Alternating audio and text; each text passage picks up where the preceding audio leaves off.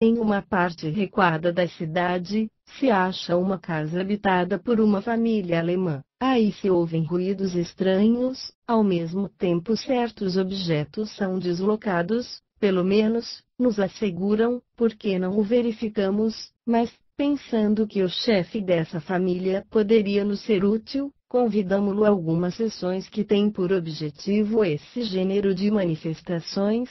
E, mais tarde, a mulher desse bravo homem não quis que continuasse a ser dos nossos.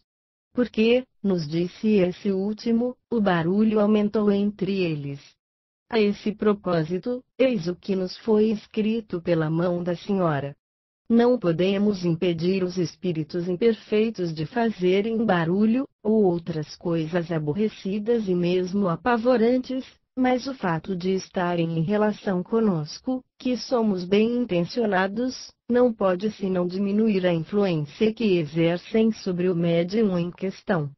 Faremos notar a concordância perfeita que existe entre o que os espíritos disseram em Nova Orleans, com respeito à fonte das manifestações físicas, e o que foi dito a nós mesmos. Nada poderia, com efeito, pintar essa origem com mais energia do que esta resposta, ao mesmo tempo, tão espiritual e tão profunda, quem faz dançar os macacos nas nossas ruas. São os homens superiores?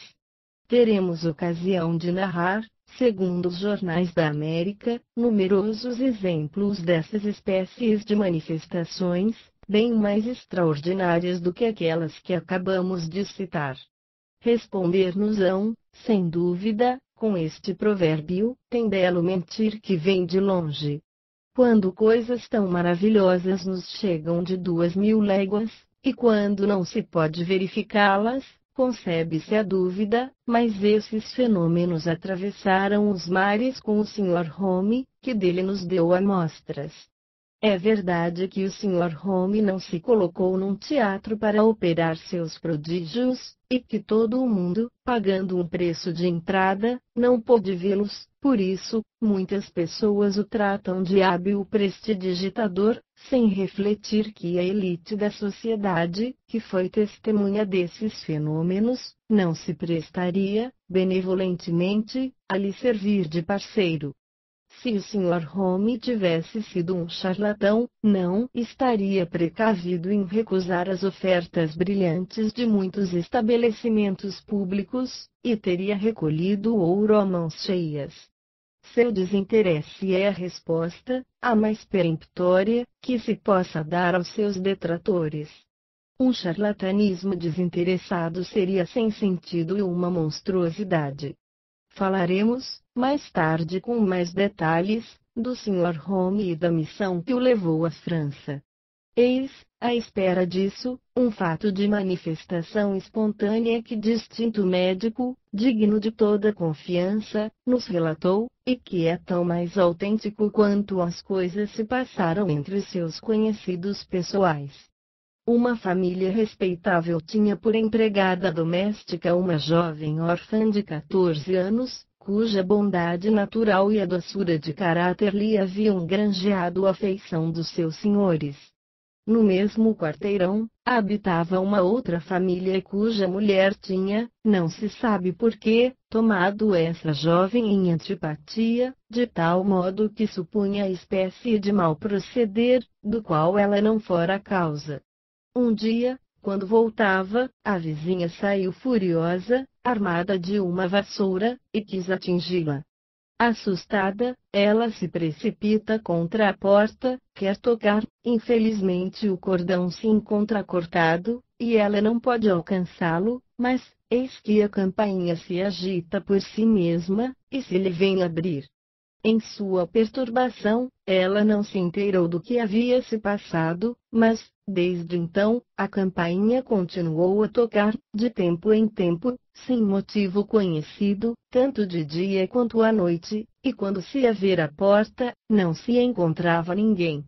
Os vizinhos do quarteirão foram acusados de pregar essa má peça. Foi dada queixa perante o comissário de polícia, que fez uma investigação. Procurou se algum cordão secreto comunicava fora, e não pôde nada descobrir. Entretanto, a coisa persistia, cada vez mais, em detrimento do repouso de todo o mundo, e, sobretudo, da pequena Pajem, acusada de ser a causa desse barulho.